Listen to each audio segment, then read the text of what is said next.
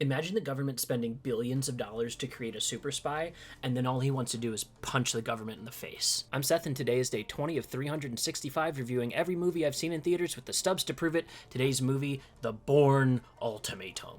Question of the day, what's your favorite spy movie? This one's directed by Paul Greengrass and stars Matt Damon and Julia Stiles, and follows the story of the US government fumbling their super soldier program so hard that they create a super spy that wants to kill them all. I don't think this one is as good as Identity. I do think it's better than Supremacy. We won't talk about the other two that come after this, they're both just kind of bad. And we definitely won't talk about the extra one that stars not Jason Bourne. That's really confusing. Was it the Limitless drug?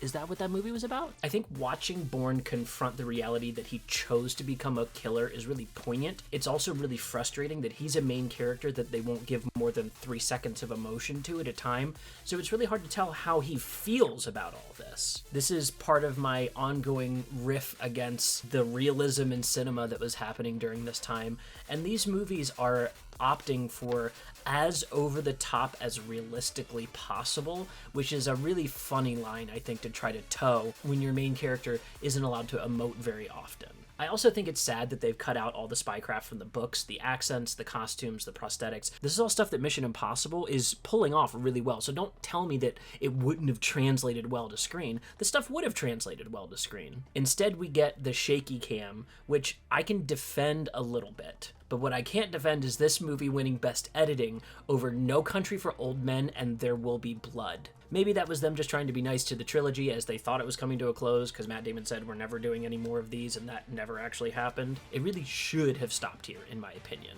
New format just dropped.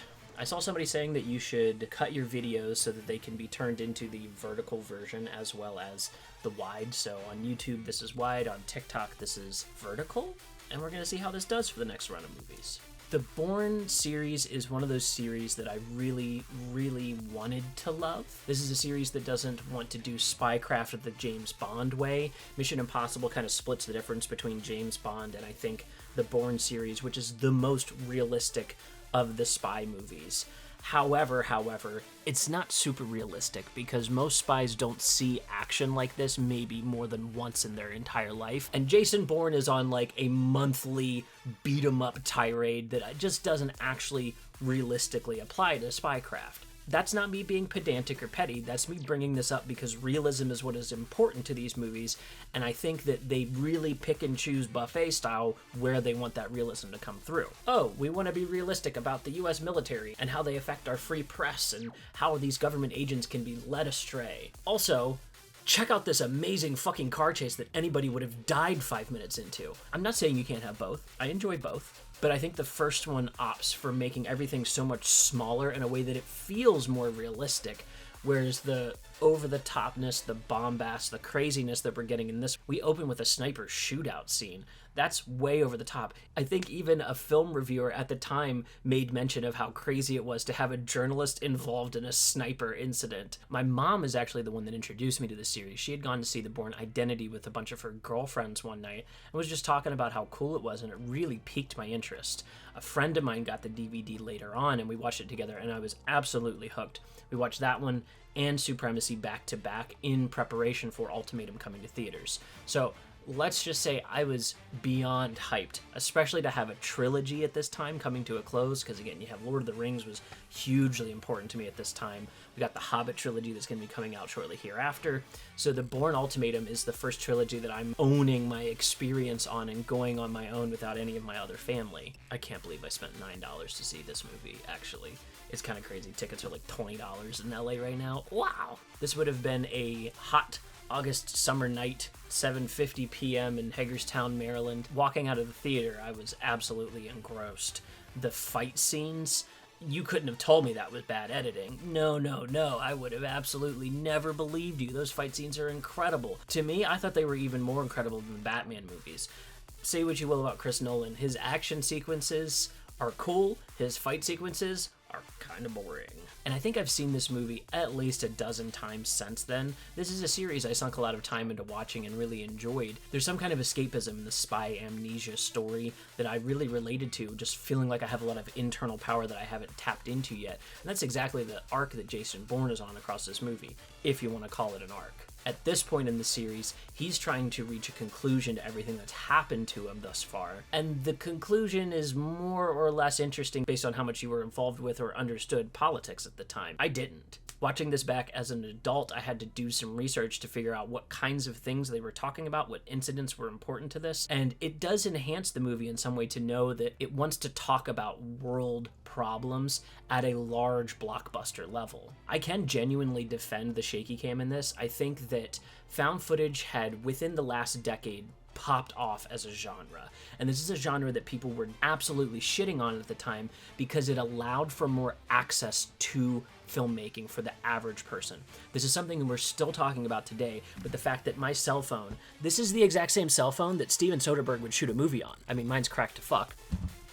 But accessibility to filmmaking is something that the filmmaking elites did not want us to have. Large blockbuster movies incorporating shaky cam is them looking at the realism of found footage and going, wow, found footage is actually doing this better than us. It's engaging me on a more emotional level than the things we do. So we're going to take things off the tripod and put it in a hand and let it shake around a little bit. I totally understand critiques of not enjoying this film style. It is more difficult to watch in the same way that living through a big traumatic event is disorganizing. It is disorienting. It is hard to keep track of all the things that are happening. It's adding to the nature of the movie. This is on topic for the things that they want to talk about in the movie. I think the shaky cam is apt here. I don't think it should be used all the time, personally, but this is a movie that I think is enhanced for it. And I think it is important to point out that the found footage genre is not going anywhere. It had its little stomp out, and those embers keep burning underneath as we come back with even more and better found footage movies. You don't get to things like Skinamarink without Blair Witch, but the effects of Blair Witch on our cinema you can see in the Bourne Ultimatum. Maybe you want to look at 28 Days Later as another reference, but that's a movie that is trying very hard to look found footage, shot on digital cameras that you could have bought at the time. My adult review on this one is, yeah, it's good. Also, I would like a movie where the protagonist can talk about how they feel about the things that have happened to them. Even in this movie, you can see his attempts to try to incorporate himself into more normal life and understanding that that is something he cut himself off from by choice, even if he does not remember that choice. I think there's a really beautiful metaphor for like white supremacy culture hidden underneath here that they may not even known that they were digging for.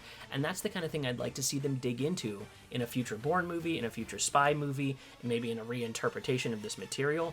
Again, the stuff that they've cut out of the books is lengthy. There's a lot that these movies have hung their hat on in the action genre when this is a spy story to start with. Also, what we've learned about action filmmaking since then is if you want your blockbuster to feel impactful, it actually is better to put your shit down on a tripod or to have it gimbaled in a way that we can track longer takes of the action that we're seeing. You can look at things like the Raid movies for how to make Bourne-style action look even better. So maybe my review is it's all up from here. We can do so much better than the Bourne Ultimatum, which is already a good attempt. I think that's going to do it for this one. I had fun watching Spies. Now it's time to talk Cowboys. We got 3:10 to Yuma coming up tomorrow. I'm excited for this one. This is a remake. This is one of the rare remakes that I think is better than the original. This is one of the rare movies with Christian Bale in it that I'm not absolutely screaming at the screen, why did you let this man be such a weirdo? I even recall Russell Crowe being good in that one, so I guess we'll see when we get there. I asked a question at the top of the video. I'd love to see your answers down in the comments. Also, make sure you like this video. Give me a help getting the word out that I'm doing this project. I would really appreciate a follow on any of the platforms, Blue Sky, Instagram, TikTok, YouTube. It would really be helpful, but the best way to help me is to jump over to my Patreon where you can help support the show, get early access to these reviews, as well as a podcast that lives on that Patreon. But I think that's going to do it for this one. I will see you tomorrow.